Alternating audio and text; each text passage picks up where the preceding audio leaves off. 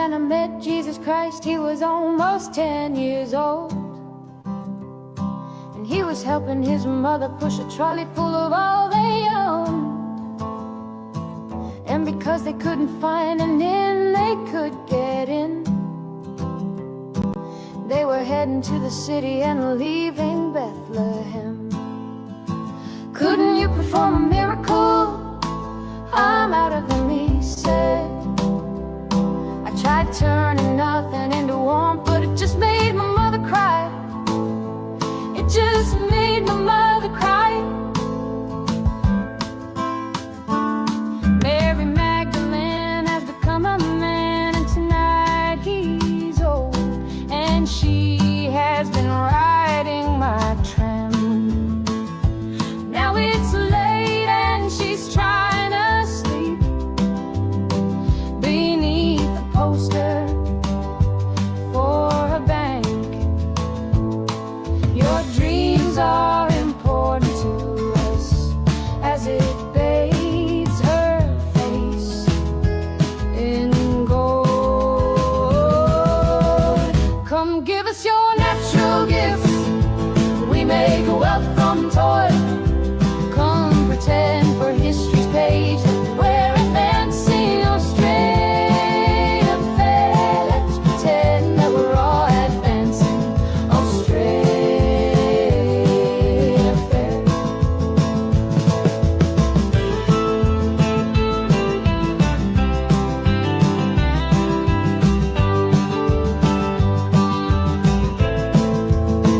Back down the road I found the church we built on the black man's bones was empty, and out the front a sign read all but sold. A sign read all but sold. And we all owe so much money, but to whom we're not quite sure.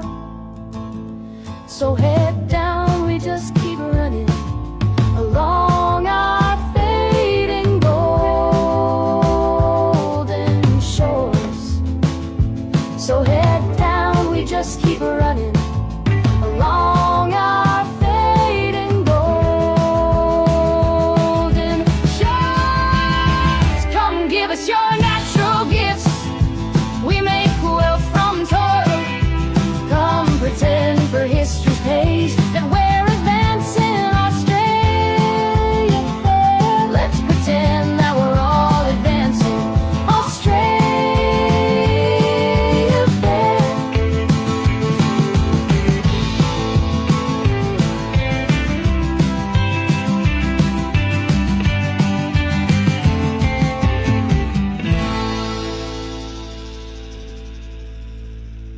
There it is, the lucky country, and getting rid of that. So I got a call last night, and we decided to make a special show about it. Some Angela Rojas, I think is how you say it now. She has been fighting what she says as basically soft porn being sold to children in the libraries, to little kids. She's been fighting this for 4 years, and she's had a victory. So let's get her on. Hello. How do you say your Hello. second name? Is it Rojas? Rojas. Rojas. The J pronounces Okay, a well, H. Yeah. okay, Rojas. Okay, Angela Rojas. Now, let's start again. Let's just start for those who don't know you. How did you get into this? How did you go from being just a mother in suburbia to this powerful fighting weapon Sure. for decency? About 4 years ago, I homeschooled my daughters for a few years. Now Yeah. they're in another school, and so you use your local library for resources. So I saw these sexually explicit books in my local libraries on full front display, and I had a look. I was curious. Books on sex and relationship. What I saw was quite pornographic. You know, call it soft porn if you will, but it was sex instruction. The book was called Let's Talk About It. And I thought, wow. And I started to question myself, is this okay? Am I being old fashioned? And I was speaking to other people because I thought there's no way these books did not exist like this for children maybe for adults, but not for children in this sort of way. So after a while, I decided, you know what, I'm going to do something about it. So I contacted my local council. I spoke to a councillor, and she said, you have to apply to give a deputation. And I had no idea what that meant, but it's a 5-minute speech at your local council. And I put together this presentation. So we got samples of books. Is that the first presentation you've done in your life? Well, yes. And what led to that was I prayed to God and I asked God, what do you want me to do? And I received this vision of seeing myself publicly speaking about pornographic kids' books. I'm like, are you kidding me? Public speaking and pornographic books, they're the two worst combinations to talk about publicly, but I did it. I got my courage. And I remember I organized these handouts for the mayor and councillors. And originally I wanted to do a PowerPoint presentation, and the mayor wouldn't allow it because the images were too sensitive for their live stream YouTube. So they allowed handouts to the councillors. But I practiced that speech to get it within that 5 minutes, like maybe 100 times. I was so nervous. No way. Wow. No way. I'm serious. I was so nervous about public speaking and in front of an audience. And what happened after that, it shocked a lot of the councillors there. But in South Australia, we have a one-card network system. So all of our libraries work together under one system. The councils can't really, in South Australia, can't really make much of a difference to one library or to the ones they control. So it makes it a bit difficult. But what I learned from that was they said, look, Public Libraries Association or South Australia, they decide on the shelf locations. They follow the guidelines, the classification rules, all of this sort of stuff. They didn't really do much about with my inquiry. So what I did was, what I learned from that too was also books don't get classified like film and games. So pretty much all the books in libraries have not been classified by the Australian Classification Board. How is that possible? Well, they have a different set of guidelines and rules. Even though they're under the same act, they have different rules and regulations. I don't know why. I think they should, because, and I can explain why a bit further along. So I wrote to the Public Library Services. One of the books was a book series, The Boys. Now, at that time, that book series, there was 6 books that we had in our libraries. 3 of those came back Category 1. A Category 1 after classification is an R rating. But before that, they weren't classified. They sat in the graphic novels area. One book, it's called Herogasm. It's just a normal graphic novel, Herogasm, had depictions on sexual violence, orgies, and bestiality. And I sent that email to the Public Library Services and asked them to recommend this book and a couple of others for classification review. They didn't do it because they believe that the library should be free from censorship and blah, blah, blah. I rang up the classification board. They said to try your I also took the book to my local police station. They didn't know what to do. They sent me on, they said, contact Consumer and Business Affairs. Consumer and Business Affairs didn't know what to do. Said, try legal services. So I called the classification office. They said to contact the licensing enforcement branch. Can I just stop you there for a sec?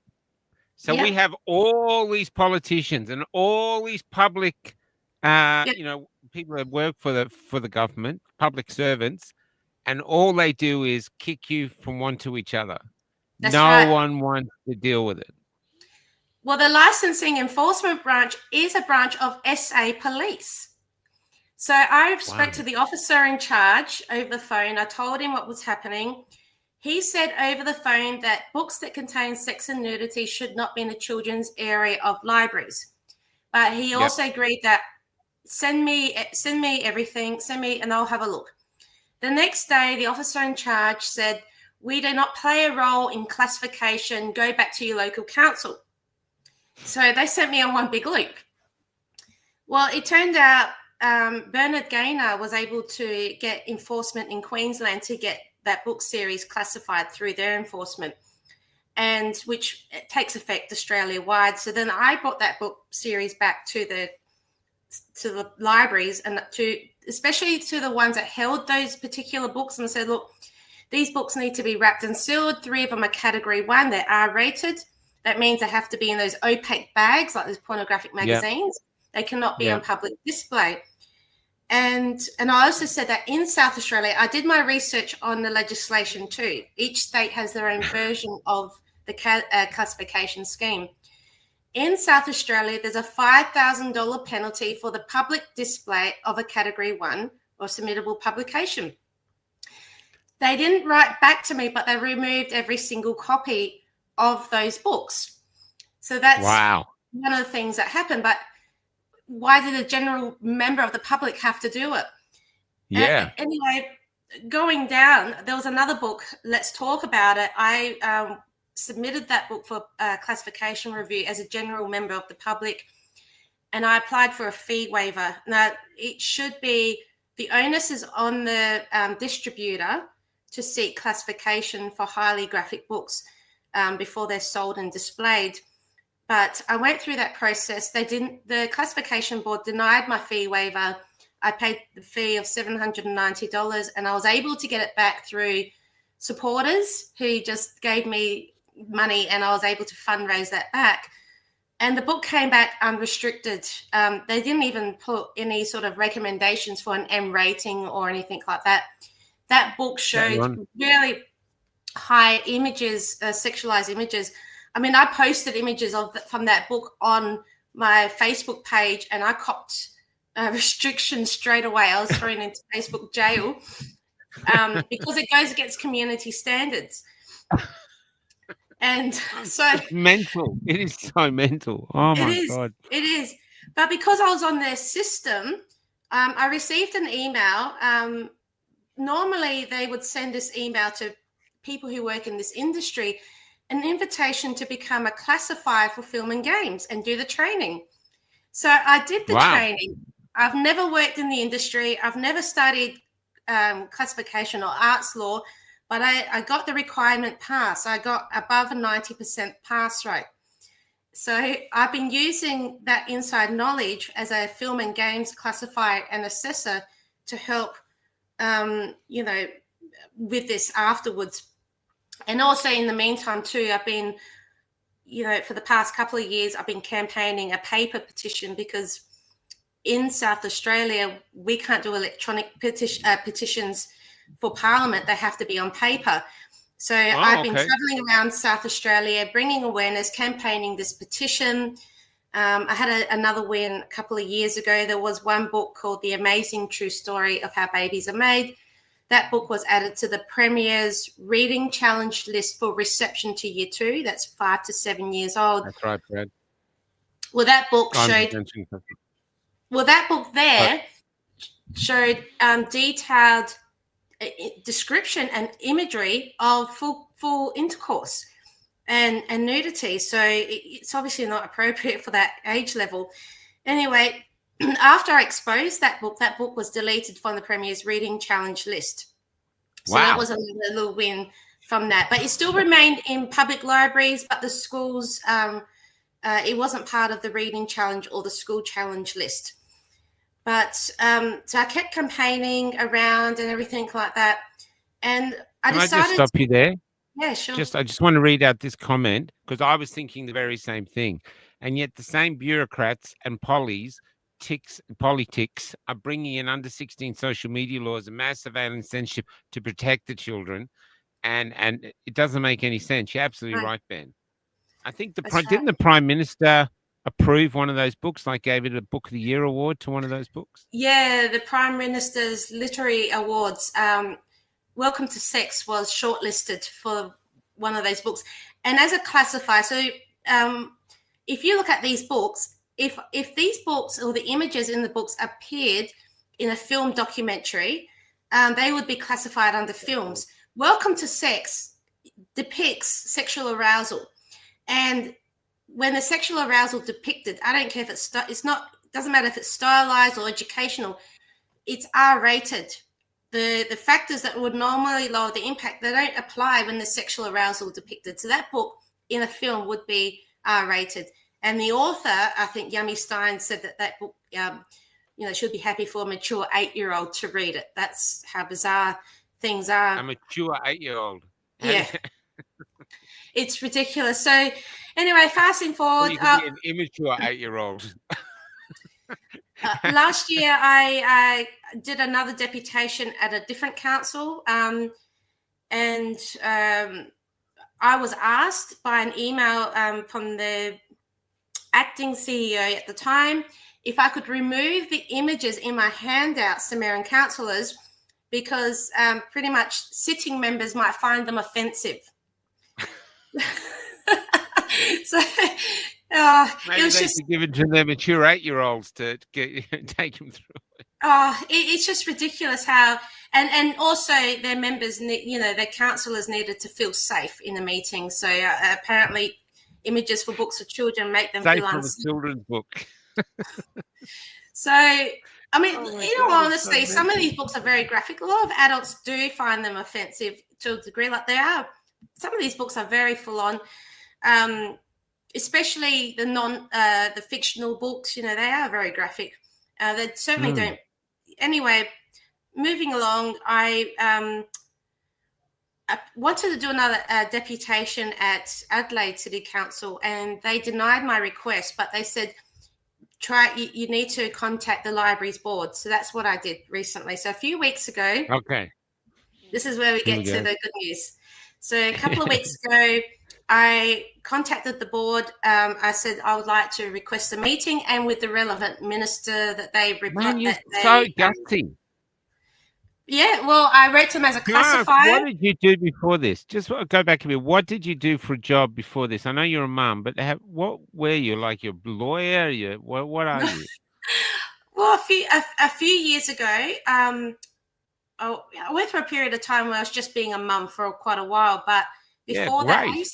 Don't I used just to be do a mum. A mum is effing important. Okay, well, I what used to did be a you do? remedial massage therapist. Okay, so you're a remedial massage therapist, and then a mum, and now you're taking on the government and the boards and stuff. Yes. I Now I'm love a it. political candidate. I'm actually running in the next election in South Australia for next year for Yeah, March great. for Sarah Games Fair Go for Australians upper house seat. So Yeah, cool. anyway, so I wrote the letter, the email. That's I right, gave bro. screenshots and from the classified tools Sorry. to give comparisons to these books. I spoke about my restrictions and everything that I've faced and collected over the years. I've kept all my receipts, which pretty much says that books should be. And then also in that time, I've received a lot of feedback from parents too. So I wrote this email out explaining if books are treated equal to film and games, this is what the classification would be. And these are what recommendations I would like to see. And these are the types of things I'm hearing back from people. Now, they were going to consider meeting with me, but then I sent them an email back. I sent them a photo of all the petition signed sheets because I've got over 5,000 signatures. And then they wrote back saying, we want to see you at our earliest convenience. So, wow. Okay, take it slow now. This is major. You're meeting the library board. Tell us, how did you feel coming up to the meeting? Were you nervous? Were you feisty? Were you punching holes in doors, getting ready for it? You're like Rocky, you're just running out. Or what were you doing? Or were you a nervous wreck? How were you feeling? I went in there calm, collected. I know what I'm talking about. I know the legislations inside and out. I know the process. I know how books end up being a manuscript and on the shelf. I know the whole process from publishing to everything. So, and I know the laws, the state and federal laws inside and out. There was nowhere they could, hold against me. I mean, they even said to me, I said, look, you're a distributor because, under the law, under classification, it says under sales, hire and let means, that comes under sales. But they said, look, they came prepared too. They said, we checked out with our legal team. We're not a distributor. So but we had a really honest conversation. The first thing, we all agreed on is children should feel safe. and parents have the right to raise their children according to their own values. So one of the things they did agree on is that books that are really sexually explicit should not be on full front display. So they're going to put their foot down and make sure that those really explicit books are not on full front display. And I gave them examples on shelf locations and age locations according to their catalog. So there was one book, The Amazing True Story, let's say, that book there's 40 of those books across all of South Australia. And different libraries, depends which one you go to. Some had them in the children's, teens, adults, parenting collections. I said, we need them to be all in one section, not, they don't belong in the children's area. They should be in the parenting collection at least, or the adults area. Maybe you remember when we were young, or I'm older than you had a video section, and then there was a curtain, and that was like the naughty section. You had to go through a curtain, get the naughty. Maybe you should have it like a curtain in the library, and then mature 8-year-olds and up only.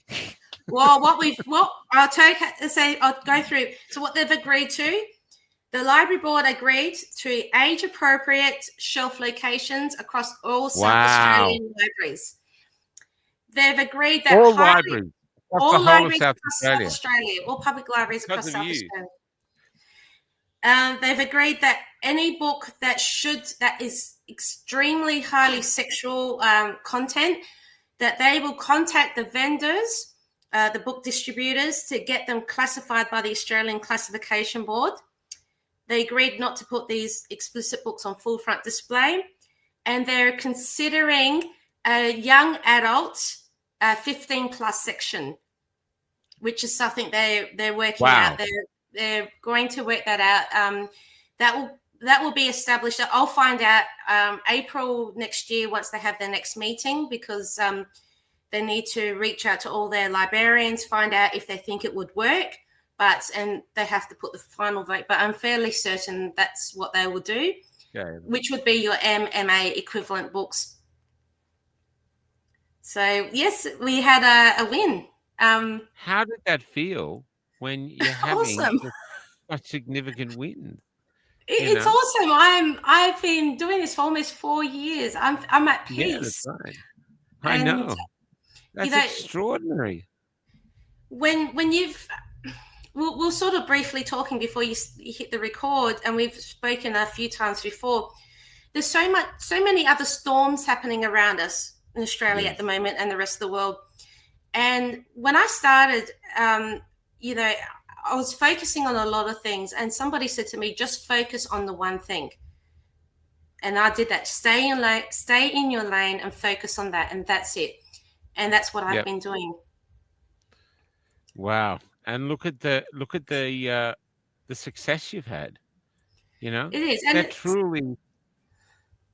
it's just amazing. It truly is amazing. You've done an extraordinary job. I think most people would have thought it wasn't possible, so they would have given up from the beginning, and you've come through and just done it.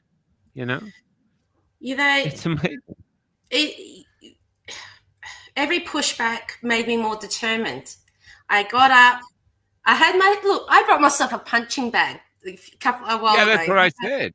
But I've got more control of my emotions now. And 4 years ago, I wouldn't have handled, I grew. I picked myself up, dusted myself off, and tried a different approach each time.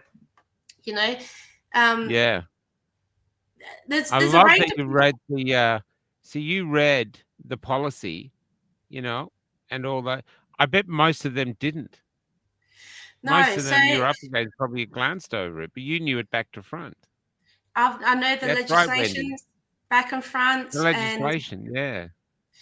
Also, the other thing too was I used their library policy against them. So when you use the libraries online policy, so if you use their computers and their Wi-Fi, it's illegal and prohibited. It's their words, not mine. Illegal and prohibited to look up anything that's pornographic or sexually explicit.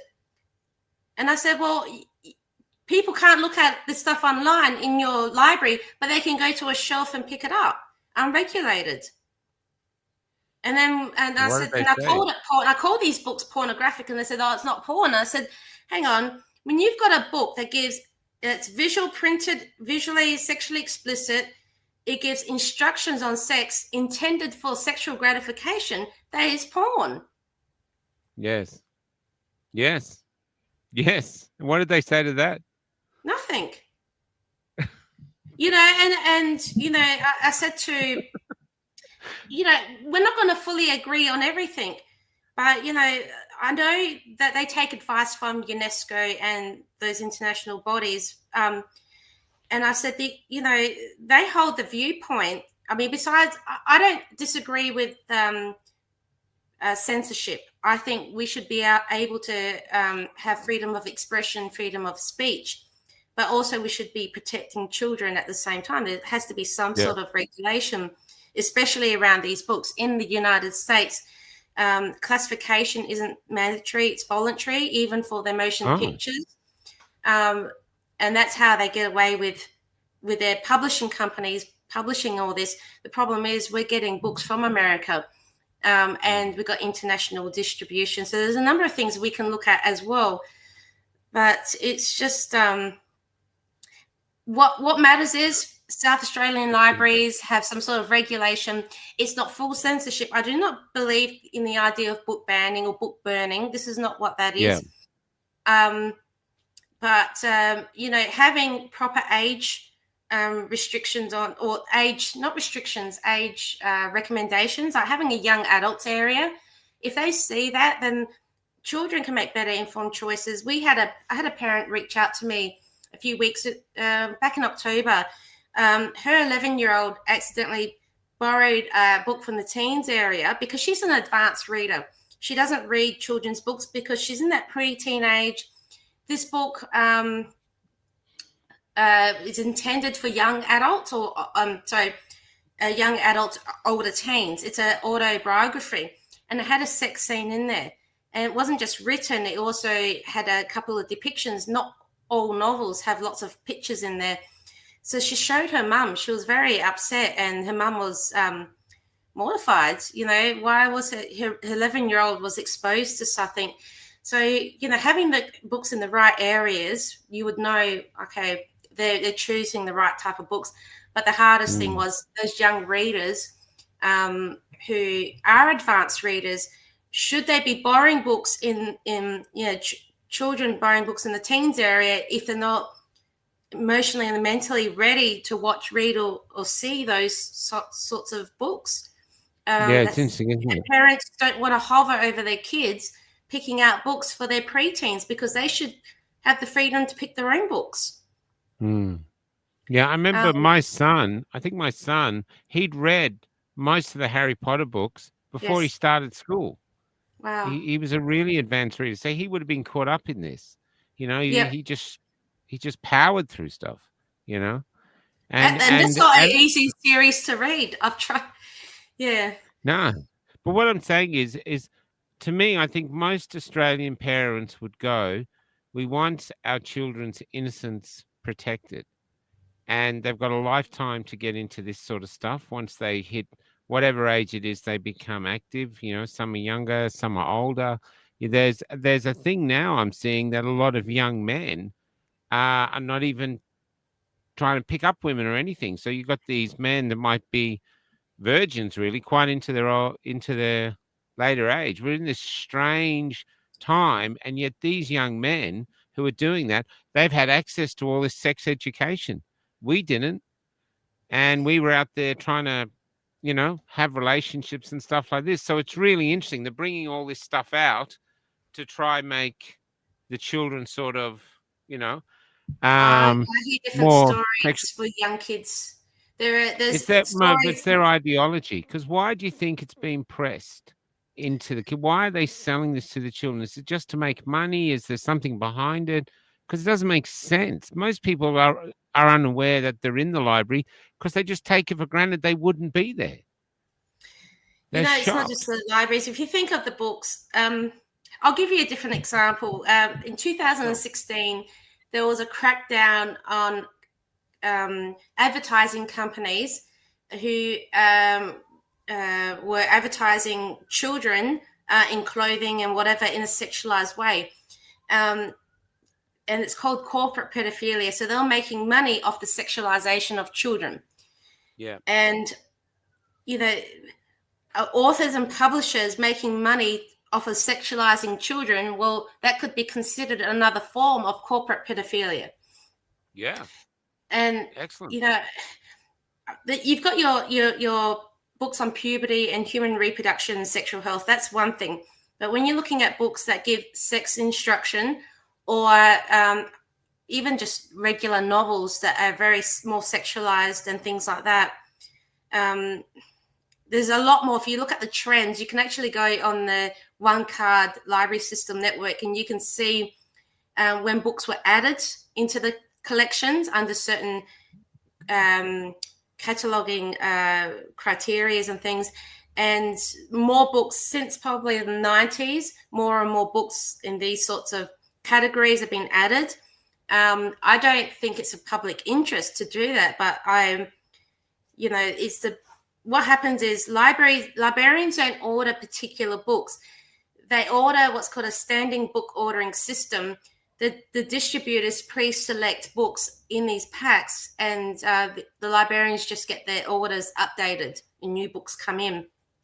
So normally they should be vetting the books, and Australian authors are required to make what's called a legal deposit, so they can donate books to the National Library and state libraries, but then they can donate books to their local libraries, and through their lending schemes, they can be reimbursed like a grant for under the scheme. So that's why, like, Welcome to Sex. I'm just going to make a logical assumption because I don't know factual, but I would say Welcome to Sex has so many copies across all of Australian libraries because the author and publisher donated a whole bunch of books and they probably received reimbursement through the government. That's my guess. I don't know if that's factual, or it could be the distribution companies that added it into their to their regular orders. I don't know, but I think that would, with Australian authors, they can. So I don't know. That's just me making an assumption because, I mean, a number of years ago, I published a children's book, so I understand the process on how that works. But yeah, look, I'm really happy with this win. I think we found the middle ground. I think right and left, I think they could say, yeah, that's fairly reasonable. It's not exactly maybe what we want. I mean, there's a number of books that people might say they should just be completely off the shelves and in the background somewhere.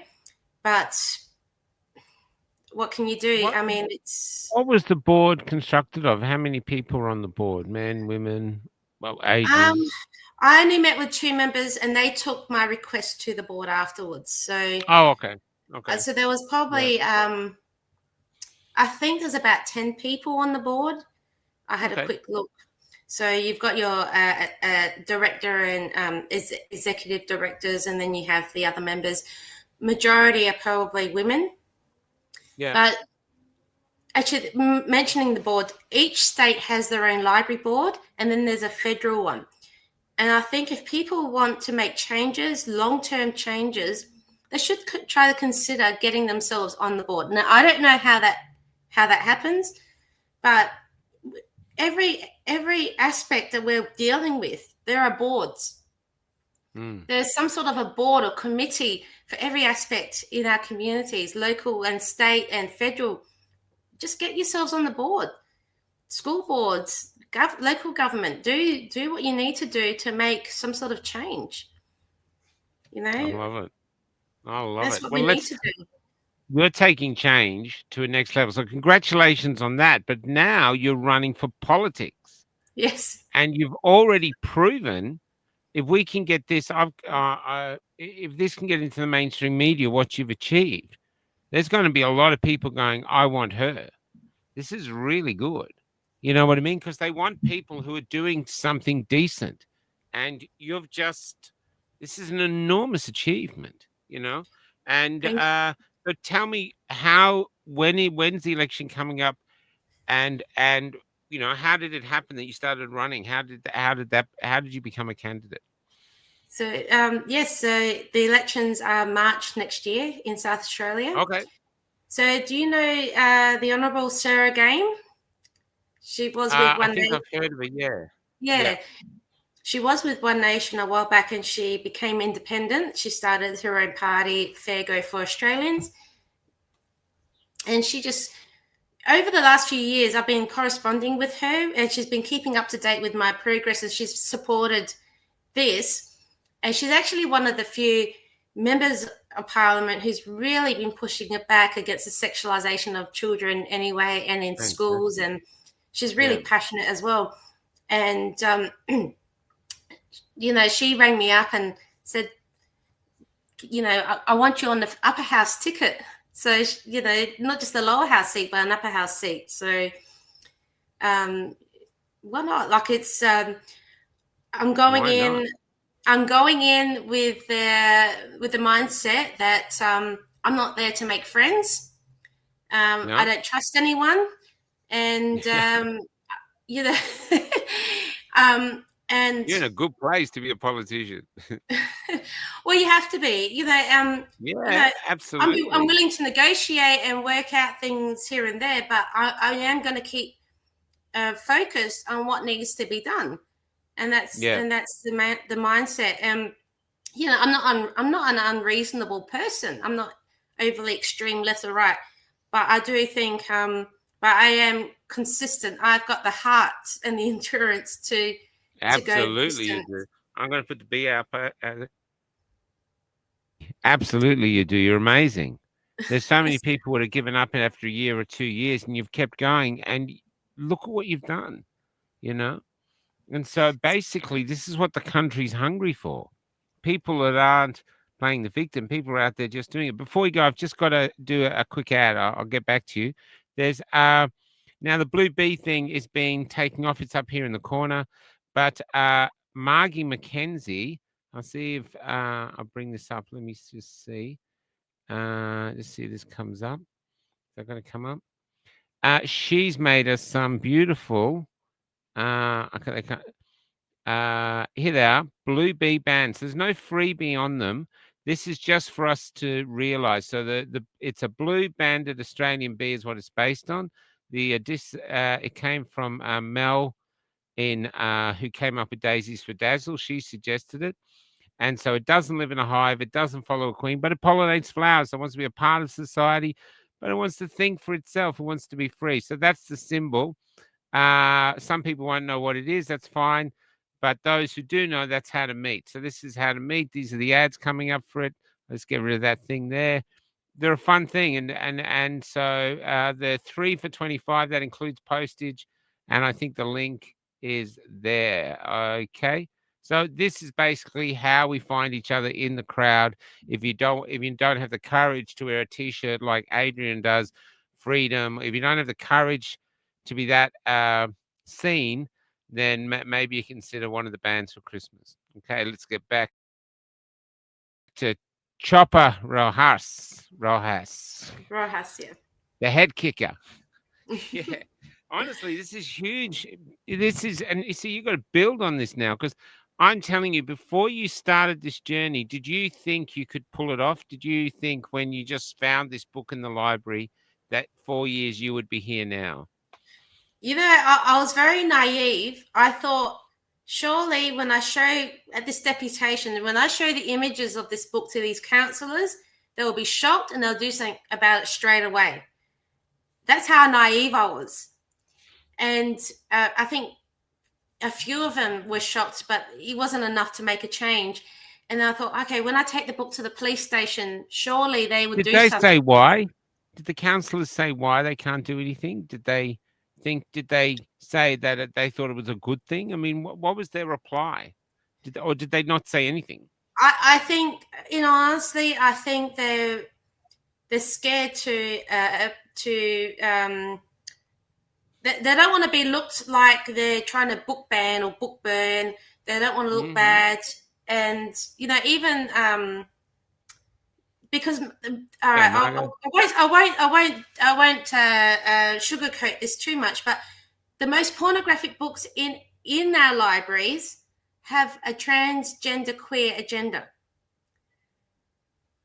Most of them do. Not all of them, maybe not all of them, but the most of them do. So I'm not blaming anything. I'm just pointing out what is. So Yeah. they don't want to offend a certain minority. Yeah. Wow. Unfortunately, that's what it is. Plus, they're taking I'm not sure if orders are the right words, recommendations from United Nations, because they're part of the international, and UNESCO's all over the Libraries Association and their recommendations. The thing about UNESCO and the World Health Organization in their education matrix, they state in there, and this is a conversation I brought up, by the way, that babies are sexual from birth. And she said, and the people I was talking to, they said, oh, babies are sexual from birth. I said, no, they're not. They said they have sexual organs. I said, yes, they have sexual human reproduction organs, but they do not masturbate for sexual pleasure. They do not have sexual fantasies. They do not know their sexual orientation. They are not sexual from birth. They have sexual organs. You can't say that. They didn't argue with me after that. It's just common sense.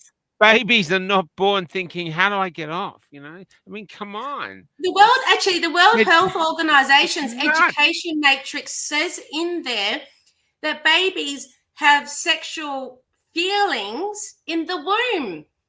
How do they know if they have sexual feelings in the womb? How do they possibly know? They don't.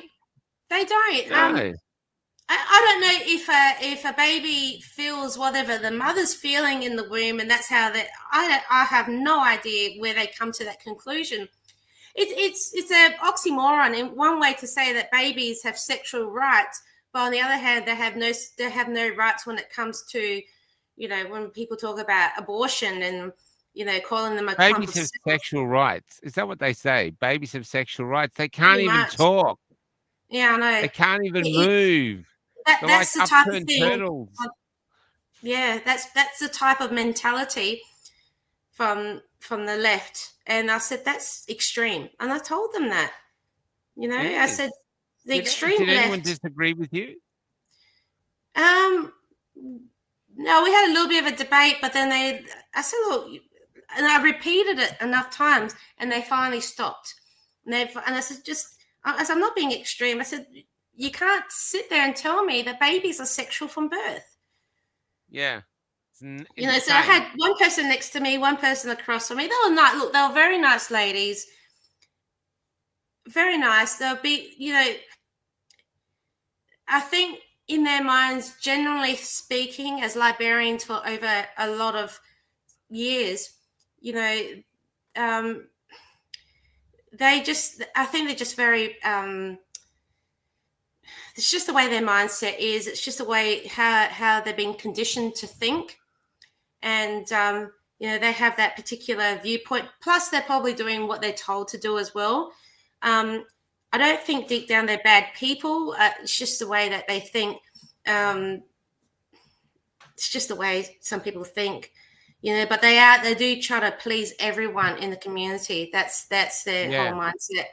Can I read something out to you? This is from Voltaire. This is an old saying of his, an old quote. Those who can make you believe absurdities can make you commit atrocities. Now, when you think of atrocities, you think, like the death camps. But putting this material in front of our innocent children is an atrocity. And the reason their minds. Yeah, and the reason it does it, those who can make you believe absurdities. And so the World Health Organization and these people frightened for their position, their status, because if they go against it, they could lose their position.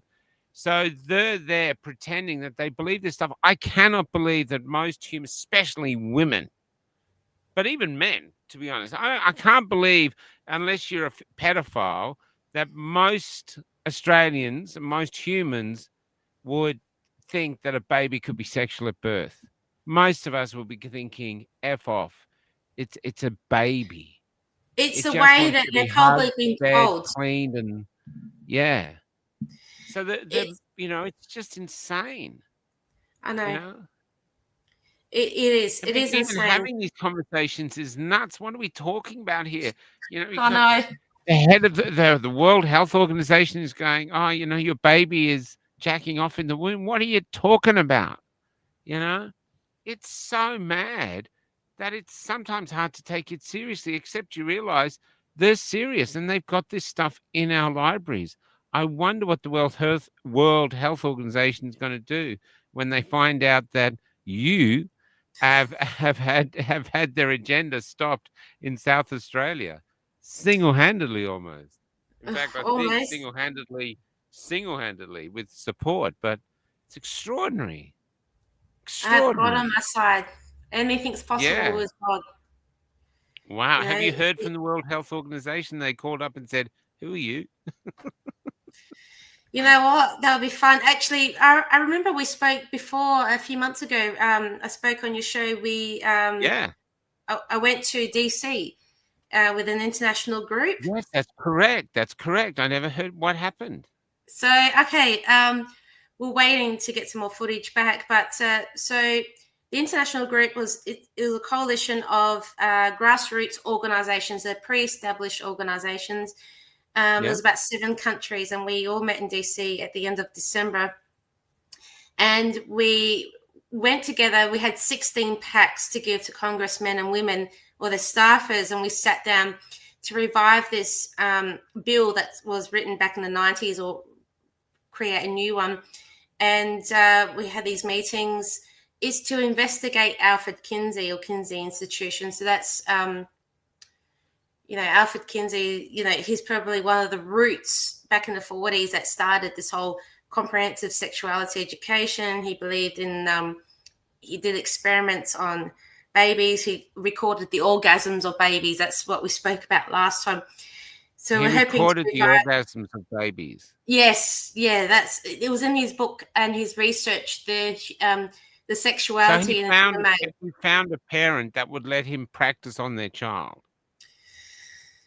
Well, apparently a number of men did it to their children, and I don't know if the mothers knew about it. I don't know.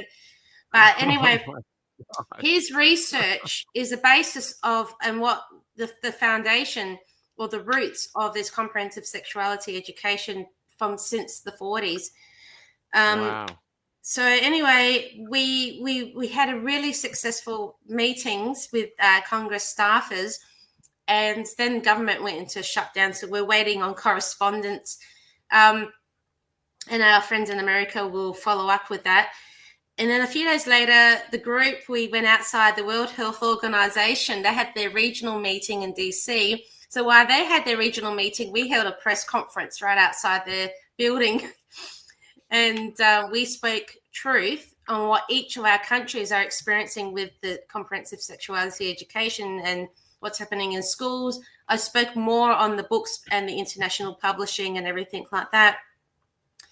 And then later on, I met with Kimberly Fletcher and a number of, Rachel Scott. So Mums for America and Mums for Freedom. So Mums for America, a massive organization there. They have opened up a new chapter called Mums for Freedom. So they're expanding out. And we met in the America First studios, and I did an interview there. And we also did another one at another studio. So we were helping launch Mums for Freedom. Mums for Freedom. Wow. Yeah, well, they write policies up because of what they've done, and they've got direct link into the White House and America First policy writers and curriculum writers. It's the reason why the United States have had changes in their school curriculum. So we had awesome conversations, and I made really good contacts, which I'm still in contact with. And then later on, this is towards the end of the trip, a few of us who were still left, I was there with them. We got invited out to drinks at this really fancy hotel where there was a MAGA and Republican gathering for drinks and networking and free drinks. So who's going to say no to some free drinks? It was good stuff too. It was nice wine and everything like that. But they had a remembrance for Charlie Kirk as well, which was nice. And it was also the Turning Point, USA. And it was just a night of networking and drinking. And well, I didn't have too much, but really good networking, really good conversations. It was lots of fun. Before the end of the trip, I did a follow-up meeting with Congresswoman Marjorie Taylor Greene's staffer, and I spoke about the publishing companies, and they might be willing to look and investigate publishing companies. But then I learned fairly recently now that Marjorie Taylor Greene is resigning, but I'm not sure if someone else can pick it up. I'm just waiting to hear back with correspondence, but keep trying. I keep trying. Yeah, absolutely. But it was really good. I mean, when we gave that press conference outside the WHO building, that was interesting. They sent their security out to check us out. It was funny. That's hilarious. So they sent the security out to check out these Aussie mums. Yeah, and God, well, it was Australia, New Zealand, Canada, US. You're just doing such amazing work. You really are. And running for politics, I got a real sense that you're just managing to. I'm just trying to get this up now. But yeah, you're just doing incredible things. And you're just doing it. You're not letting anything stop you. That's such a powerful thing. It really speaks to the power of one. Everyone says, what can I do? What can I do? Well, you've done it. You've done it in South Australia. Do you think other states will follow suit now? Well, I contacted a number of people in other states, and because I'm not just a classifier in South Australia, I'm a classifier, and it would be effective Australia-wide. So I can connect with the right people and help them through that. So that's my next steps. We'll see with my connections there. But I do want to give some advice to people. Sure. Ask God what God has planned for you and his way of doing it. Even if you're not a believer, the thing is we can get so influenced by everyone else around us. Stop relying on other people to tell us what to do and how to do it. We've got to follow our own inner guidance. We've got to follow our own intuition, and we have to cut out some of the noise in the background and just know and trust ourselves enough. What's the worst that can happen? You end up living in a bus being an old man. No one's gonna. I've actually haven't had any negative feedback. All right, look. I think this tonight is you're just in awe. You've got people here celebrating you. It's getting out there. You've done it. You've proven that things can change in this country, and you've had a victory for decency. Yes, you've had just good old common sense and decency. It's incredible. People need to be calm. They need to be respectful to the other people, and just start negotiating. Start being we don't have to go in there all angry when we talk to people. No. Don't accuse the people on the other side of everything, because, they might have a lot of fear. They probably agree with you, but they might be afraid to lose their job. It's no excuse. I mean, they're adults, but they probably have their own fears they need to overcome too. So we have to be respectful. But I did spend 4 years, working it. And trying different ways, attacking it from different ways, but I've been very respectful as far as I can go, and I've stayed true to myself. I haven't allowed my anger to overtake who I am. Well, it wouldn't have got you anywhere. If you'd gone in all angry, you would have lost it. Or they would have shut the shop straight down. You know what I mean? No, you've done it. You've done it the right way. I just love the fact that you didn't stop. Got all these people thanking you. You just did not stop. I think it's fantastic. You're doing godly work. Angela says COVID's Thank scamdemic. you. But there's others coming in too. Is there anything else you'd like to share before we call it night? I just want to congratulate you. You fill me full of hope now, because everyone's so fatigued that we're not doing anything, and you're out there already achieving, not even waiting for us. You're not even waiting for a committee. You're just doing it, and Just you've doing done it. it. Yeah. It's just feel what's comfortable to you. Not everyone has to be public speaking about everything. Everyone has their own special gift that they can offer and their own skills and their own passion. Find that one thing, focus on it, and pray. Praying doesn't hurt. Even if you're a non-believer, pray. Try it out. You might find success with it. It feels odd the first time you pray and you've never done it before, but just be open and honest. But we need people on library boards, school boards, to go into local government, state governments, federal government, and we need them to be supported too. So find a way. I love it. I will stay in touch. I'd love to hear Yes. more about Washington, but thank you for coming on. Thank you for being a superstar of this. And wow. Thank you. You've so I'll let you know. Any help we can give you in the election, if we're still on air, please reach out and we'll spread this story, because this story will get you known. Yeah. I wish you the best, but I don't think you need my wishes. I think you got someone behind you bigger than me. Take care, gorgeous, and God bless. Bye-bye. Thank you. I'm just going out with Buzzino, who always posts. I don't think he's on tonight, but he's writing songs with AI too. And so I thought I'd start sharing his songs as well, and see if he wants to sell them at some point. But just see, these are more protest songs from our community. I'm going to put up the link here for him. Let me get it up here. So this is Buzzino, Buzzino and Rumble Channel. That's it. I'll leave it up there. But this song's about mobile phone and tech. So good night, everybody. And I'll see you tomorrow with Lindsay. And we're going to have a big old chat. Good night.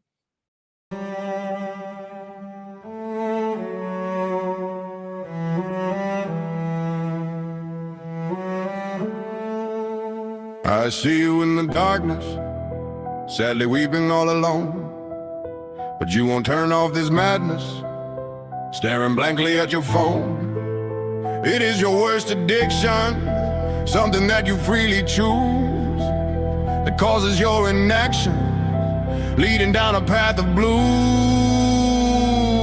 You freak, you panic, you'd end up manic without your dog and bone. You couldn't last a single day without your mobile phone. Your eyes are getting strained, your patience wearing thin. So much to understand, but you don't know where to begin. So many different rabbit holes, all just a click away.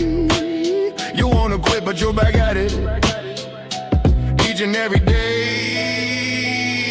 You freak, you panic, you'd end up manic without your dog and bone. You couldn't last a single day without your mobile phone.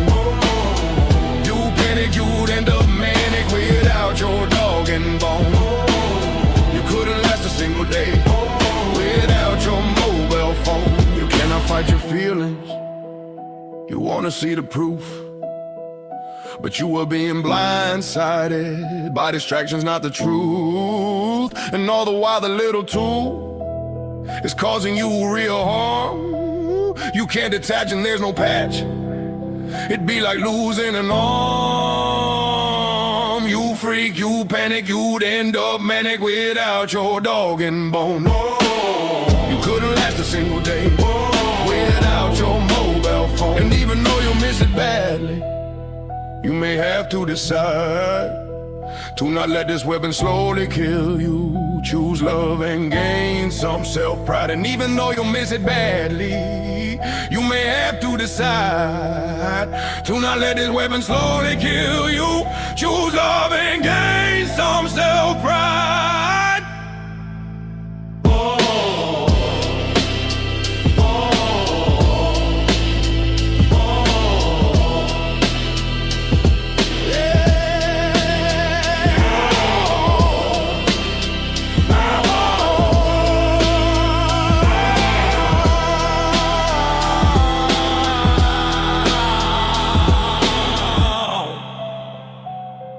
yeah.